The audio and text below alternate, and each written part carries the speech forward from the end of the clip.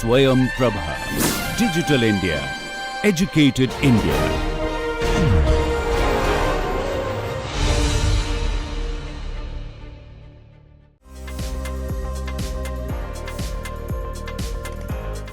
Before we begin, I would like to show you your assignment 1 for this course. So, in this assignment, basically you have to take a photograph or a video of any dispersed multiphase flow that you come across and that is of interest to you. So, please write a brief note on describing the flow. So, basically how it is generated, what is the application. It may or may not have any as such practical application or any natural applications also. So, based on what we have discussed earlier in the class, you need to categorize the flow according to what we discussed. And for example, what are the dispersed phases, what is and the continuous phase, and you need to briefly write your observations that you see in your flow, and also you need to write if it is a reacting flow, it's a laminar or turbulent multiphase flow, reaction is present or not, is it a dilute or a dense flow, and mention all the observations clearly and try to explain the observations. And also please make sure that this is not related to your current research work. You can search the materials online, but preferably try to just look around and pick up something that you encounter around you, and the write-up should not exceed 1 page. So, in the previous class, you were introduced to theoretical particle size distributions, which are important as that provides us a mean to compare different distributions, and also this the theoretical particle size distributions are important because they we give them as an input to the theoretical or numerical analysis that we do. So, we discussed mainly 2 types of distributions. One is log normal distribution and the other one is Rosen-Ramler distribution.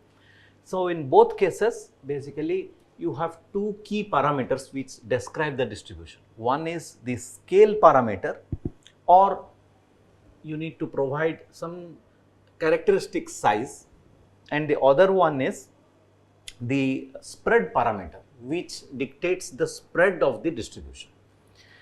So, so this is Rosen-Ramler distribution. So, here you can see, for example, if you change the scale parameter or the shape parameter, then the distribution changes significantly. So, higher spread parameter means narrower size distribution, but you should remember that both are important. So, if you, for example, if we compare this blue line with this black line, here the scale parameter is higher. That is why the spread shifts towards right, but the spread parameter is same. But still you see that this has more spread compared to this. The point is, it depends on both scale and spread parameter. If you keep the scale parameter same and change spread parameter, let's say you increase it, then you will see narrower distribution. So, narrower distribution means what? You are going closer towards a mono-sized distribution. Okay, so all particles are of more or less similar size. Okay, so now next one is we can define the characteristic particle size in terms of the theoretical distribution. For example, now arithmetic mean diameter, we can express this through this expression. If you see the expressions that we wrote for the discrete distribution, from there it is easy to follow, and here you see that we have the arithmetic mean diameter as an integral function, where the droplet size number density function or the droplet size probability density function appears. So the main thing that you need to remember here is, to find the probability you need to integrate it. Okay, so this represents the probability. Okay, so similarly we can define other sizes, for example surface mean diameter, volume mean diameter, sorter mean diameter, and the general expression. So now everything we can express in terms of the particle size distribution f of d. Okay. Now we can also revisit the properties that we have discussed earlier. So in our earlier discussion, we always assume that the particle size is same. But what if we have a polydispersed distribution of particles? So now how do you define the number density distribution? So what is number density again? This is the number of particles per unit volume. So now if you see this one, number density, how it is related to the particle size distribution, or this is the PDF of particle size. Okay, so if we consider the size around diameter d, then the number of particles around this size d is this. Okay, so now this much number of particles per the probe volume, which is defined in the probe volume, whatever volume you select. Okay, so this gives you basically the number density function. So when I say number density function, this refers to PDF or probability density function of number density or particle number density. So to find the actual number density, you need to only integrate this function. Okay. So in a way you see that this is closely related to the particle. So the particle size distribution essentially gives you the number density distribution. Okay. Now we can define other parameters. For example, particle volume fraction. So how do we get this expression? Again, go by what you need to remember is only the definition. The derivation of expression you can do on your own. For example, here this represents the probability, right? And then if I multiply with this one, this gives me the volume of particles, volume of a particle, and then you integrate that. So this represents the number of particles per total volume. This represents the volume of particle with size d in the total volume. That is nothing but the number density for that particular size. If you integrate it, you get the total number density. We can also define the particle mass flux. So here you have the volume. Now if you multiply the density, you will get the mass. And if you remember, we had discussed, if you get the number density and multiply that with the velocity, you get number flux, number of particles per unit area per unit time, and by multiplying the mass and then integrating, you get the mass flux. Okay. And now we have all parameters that we have defined, which are now function of the particle size. For example, interparticle spacing, this itself now depends on particle size. Similarly, response time, either momentum response time or thermal response time, depends on particle size. So you have so if I say that I have a distribution of particle, this means that I have a distribution of response time also in my flow. This means that you have particles which will show different behavior or different response to the flow. Okay. Similarly, Stokes number. Okay. Next, we will again visit this important concept of dilute versus dense flows in dispersed multiphase flows. So, what is a dilute dispersed phase flow? So, dilute dispersed phase flow is the flow where particle motion is controlled by the fluid forces. Okay. However, there is no feedback of particles to the fluid. The particles don't change any properties of the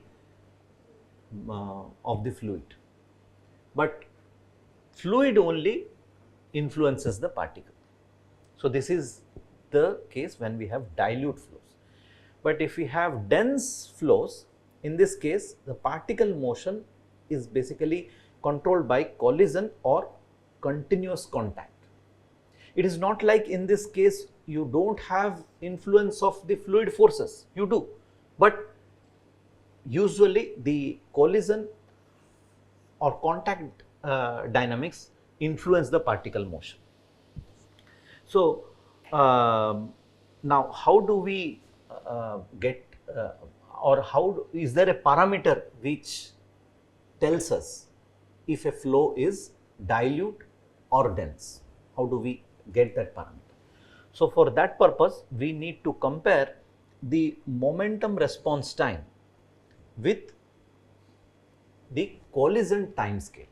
So what we are going to do now is to develop a simple model, okay, to come up with a parameter or to see the parameters which influence this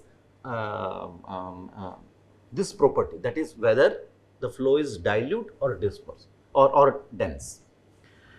So for that purpose, we have considered, let's say here you have a system of particles and there is a flow. Now if you consider the behavior of a particle, okay, now it is affected by both the fluid flow. So you have a fluid flow here,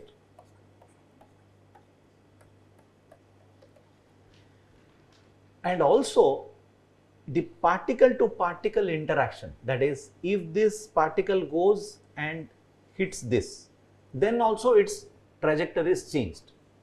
Okay. So you have two different phenomena here, and basically we are trying to compare the intensity of the two different phenomena. That is why we are comparing the particle relaxation time. Now physically what does it mean? What is particle relaxation time? It is the time that a particle takes to adjust with the flow. Okay. Now what is collision time scale?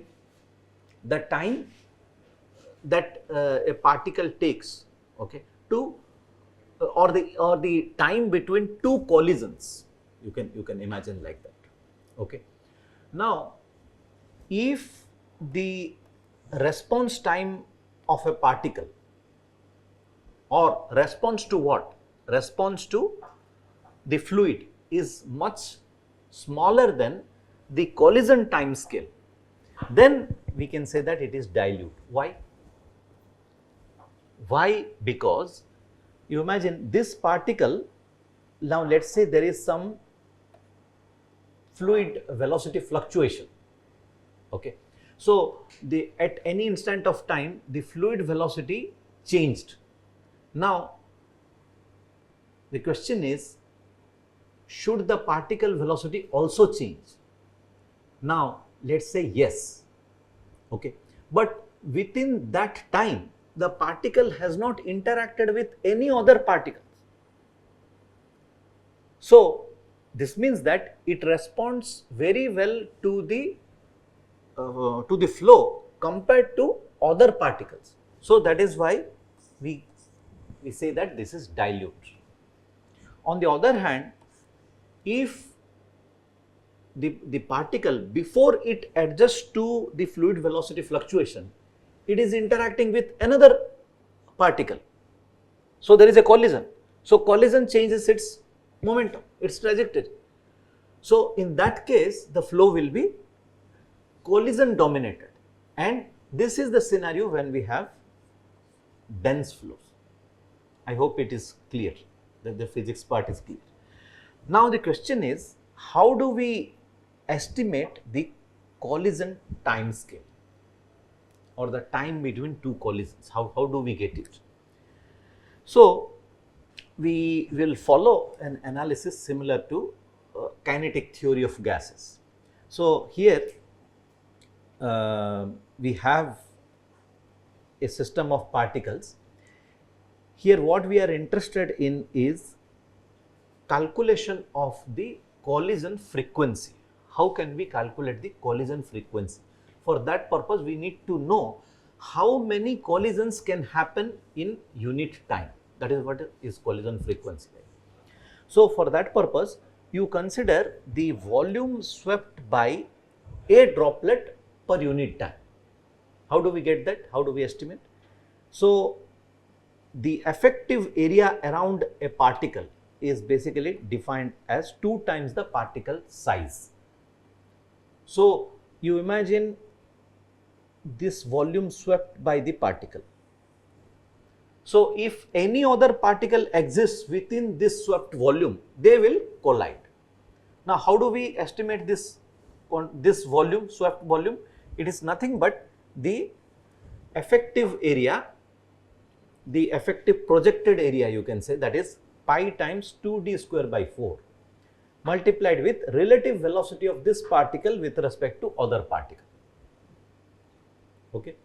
So, this is that volume. Now, if we know the number density, that is how many particles are there in unit volume, if I multiply, so this is one term. So, if I multiply this with the number density, I will get how many particle collision can occur within unit time. So, you see, this is a very simple model, and the particle collision time is nothing but the inverse of that, because this represents the frequency. So, inverse of this is particle collision time.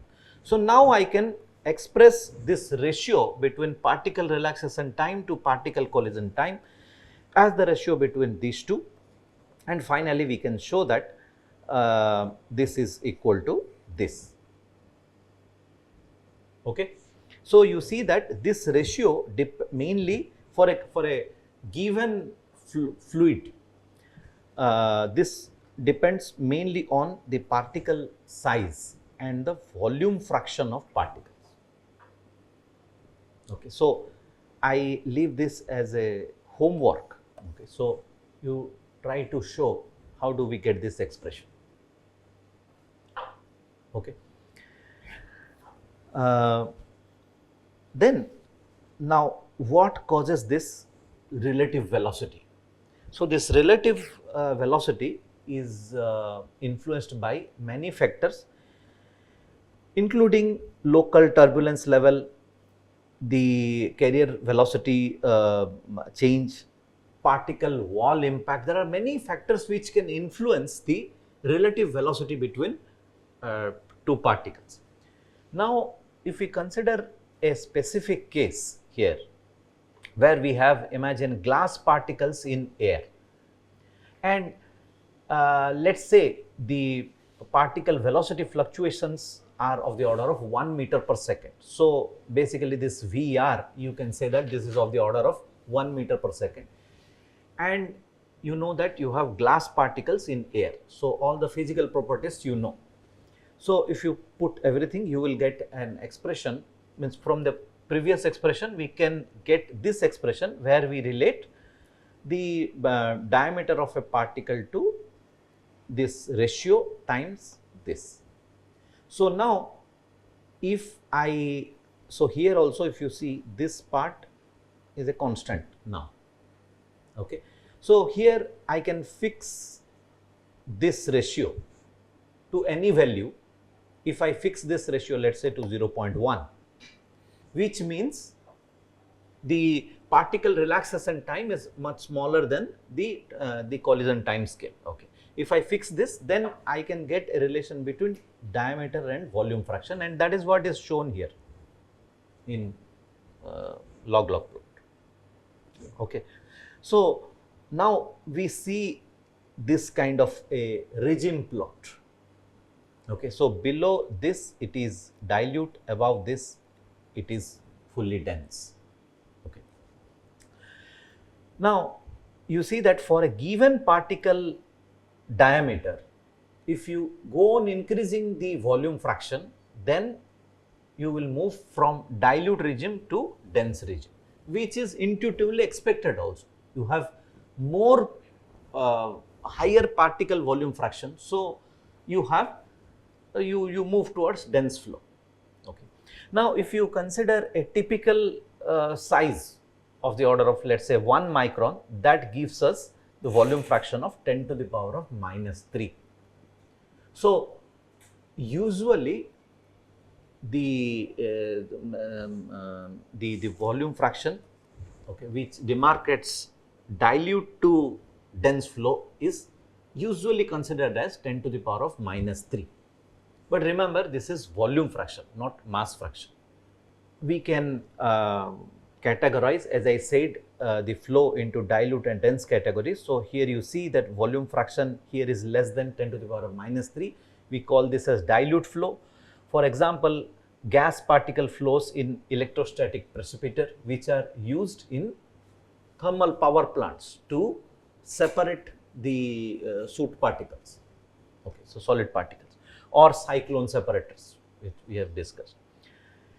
In case of dense flow, we can have two different categories. One is collision dominated, which happens between this limit. So for example, particles in fluidized beds. So this is collision dominated. The particle-particle collision significantly influence the behavior of the particles, even if you have interaction with the fluid flow. But then you have, if you have very high loading, you have contact dominated flows, okay, in which the particle motion is mostly governed by particle-particle interaction. So fluid flow is not significantly important, and these are known as granular flows. We encounter this type of flows, for example, particles in a chute or dense phase pneumatic transport. This kind of flows we have contact dominated, okay. Now you may have flow fields which includes all the three types in one flow. One example is the spray. So close to a spray, close to the injector exit, we have collision dominated flow. There we don't have contact dominated flows, but definitely collision plays a very important role. But as you move away from an injector, then you have a dilute flow. Then what is in the take home message from this, what we discussed, is that each of these regime requires different modeling approach for both the dispersed phase and the carrier phase. For example, if you have dilute flows,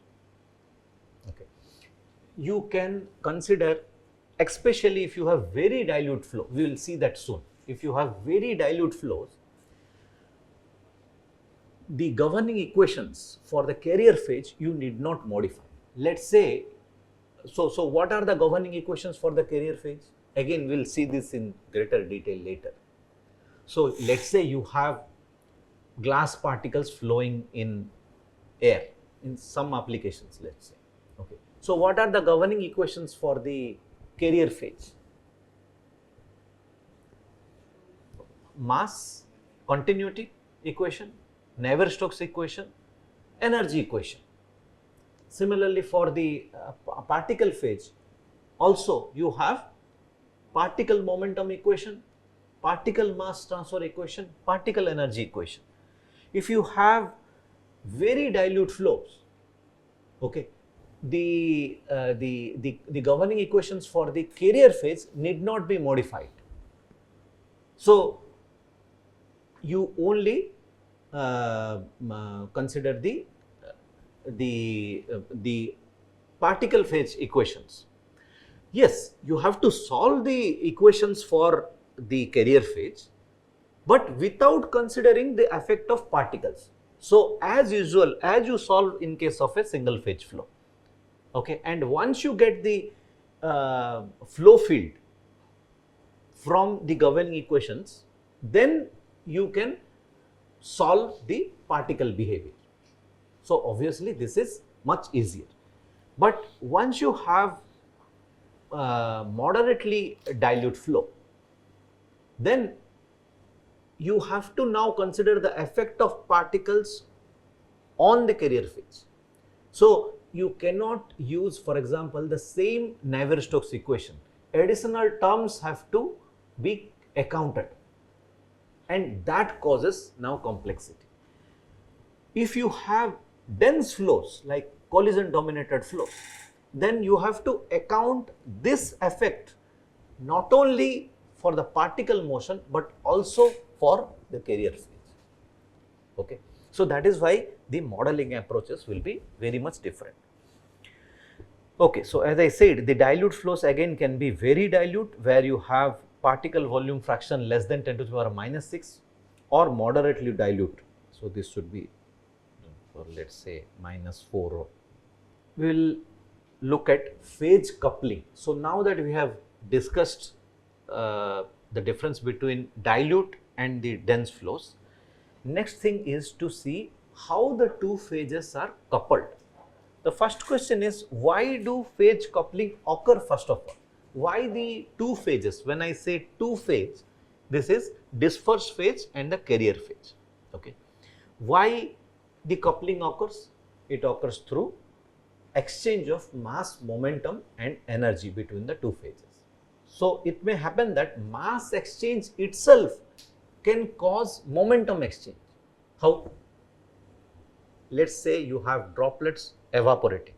So what is happening is that it's not that you are only adding mass to the gas phase, that is, you are adding vapor to the gas phase, you are adding some momentum as well. Okay, and also you are having some energy exchange. So if a droplet is, let's say, evaporating, it must consume energy, right? So energy must be supplied to it. Now from where it will get the energy?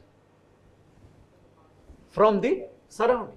So just mass exchange can cause energy exchange as well. Also momentum exchange. Apart from that, you have direct momentum exchange. For example, let's say the evaporating droplet is moving in air. What is the direct momentum exchange? Drag. Okay, and what is the direct energy exchange? Due to difference in the temperature between the particle and the surrounding flow. Okay. Okay, so now which properties are affected because of this exchange? In case of dispersed phase, particle size, particle velocity, temperature, loading. Okay, this always happens whether you have dilute flow or dense flow. Okay. The dispersed phase properties are always affected. Now, in case of carrier phase, what are the properties which are affected? Velocity, temperature, pressure, as well as species concentration. Why? How species concentration is affected? Just take the same example which I gave. So, if you have, let's say, water droplets evaporating in an airflow, then the vapor mass fraction in the airflow increases. So, it's this. So, that is why you have to consider the species equation also in your model. Now, what are the types of coupling? First one is one-way coupling, that is only the carrier phase affects the dispersed phase, but not the vice versa, what we have just discussed. So, this happens when you have very dilute flows. So, only the carrier phase affects dispersed phase. So, when I say it affects, what does it mean? The particle phase is transported because of the carrier phase. Okay. But we have two-way coupling when there is feedback from the dispersed phase. This will be clear through an example that I will show just after this. So, now the particles, so if you need to transport the particles, the carrier phase have to drag the particles. So, this means that they are losing energy, right? So, in a way, no flows are one-way coupled in a theoretical sense. Okay, there is always interaction, at least momentum interaction. If you consider, let's say, solid particles, let's say glass spheres in air, then you don't have mass exchange or energy exchange if the particles, if the flow particles, everything are at, let's say, room temperature. But momentum exchange is a must. Okay. So, in case of two-way coupling, we have mutual effect between the flows of both phases. So, carrier phase influence dispersed phase influence carrier phase. So, this happens when you have moderately dilute flows. Now, when you have feedback from the dispersed particles as well as particle to particle interaction. So, now the particles start to interact with each other. Now, consider again this case of glass particles in air, because it is one of the simplest cases compared to other cases where you have mass and energy transport. Okay. So, here you have particle to particle interaction, but that interaction itself can influence your carrier phase. Okay. So, for example, if two particles collide, the air between the two particles is basically compressed. There will be small rise in pressure. Okay. So, this has an influence on the carrier phase properties. Okay. So, that is why we have an effect of particle-particle interaction on carrier phase in addition to feedback from the particle. That is why this is called four-way coupling. So, typically when we consider collisions, we encounter these two phenomena simultaneously, and that is why we usually don't talk about three-way coupling. What we have after two-way coupling, we have four-way coupling directly, and this is realized in dense flows. Okay. Now, let us see this through an example. Now, let us say you inject here. So, this is the place where you inject particles, basically hot particles. Let us say hot glass particles now. Okay. So you have a one-dimensional duct through which there is flow of air, and you inject hot glass particles. Let's say all of them are of same size. Okay. Now we want to understand how the flow would behave if you have one-way coupling, if you have two-way coupling. Okay. So for example, so let's say this is direction X. Now let's say you have one-way coupling. How will be the profile of the air velocity? So let's say here the air velocity is UC, air temperature is TC. Particles are gently introduced. Particles are introduced, you can assume that initial velocity of the particle is 0. Okay, but they are heated particles. So you don't have to do any analysis, mathematical analysis. Just intuitively, what do you think? What type of profile we will get? First, if we consider one-way coupling. First, carrier phase velocity, UC. How do you think it will vary? It will be constant. Why?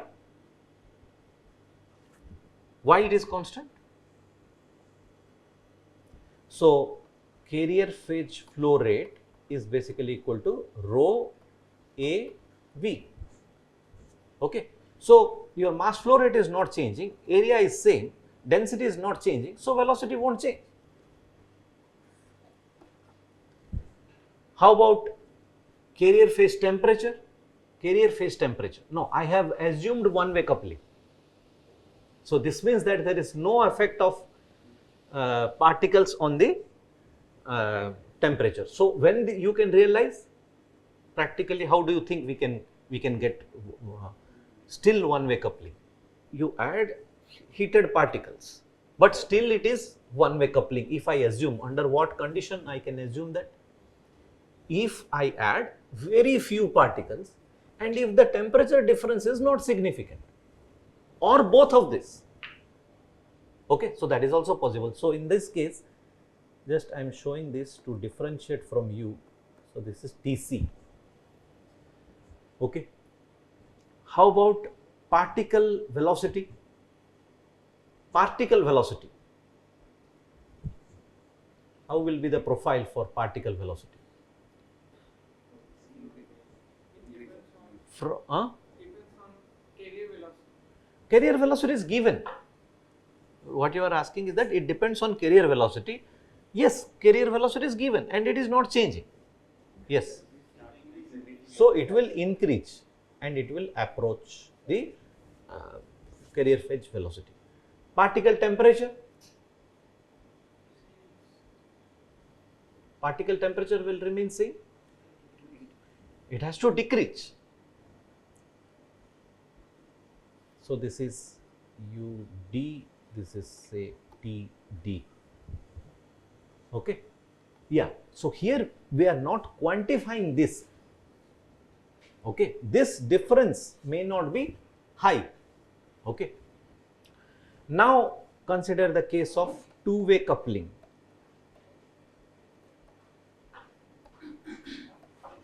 Now if you have two-way coupling, how do you want to change it? You think it will change?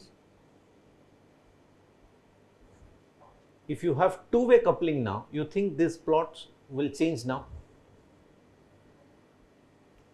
Again, let's consider carrier phase velocity. What will happen to carrier phase velocity?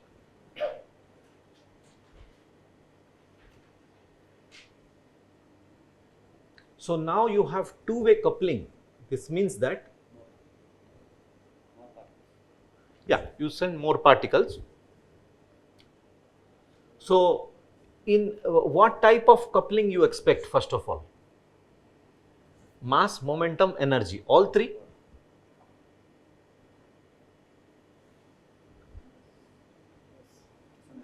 There is no mass coupling here, right? There is no mass exchange. So you expect momentum coupling, energy coupling. Okay. Yeah. So think in that term.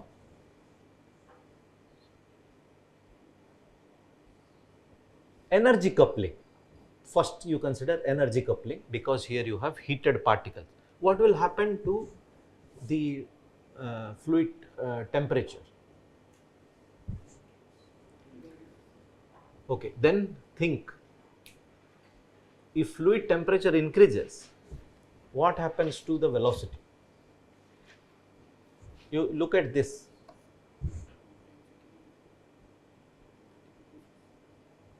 Yes, density will decrease, then velocity should increase. Okay, so approximate trend is, let's say, this. Okay, what will happen to particle velocity now?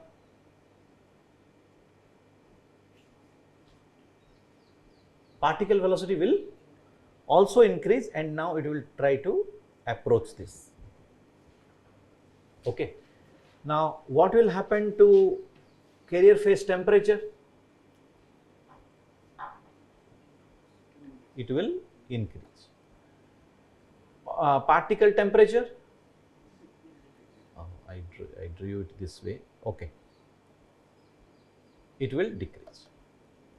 Okay, so yes, so if you solve, you get something similar to what we have just discussed.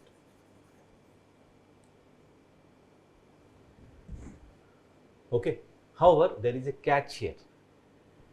Catch in terms of the momentum coupling. So now this increase in the carrier phase velocity is basically due to increase in the temperature of the carrier phase.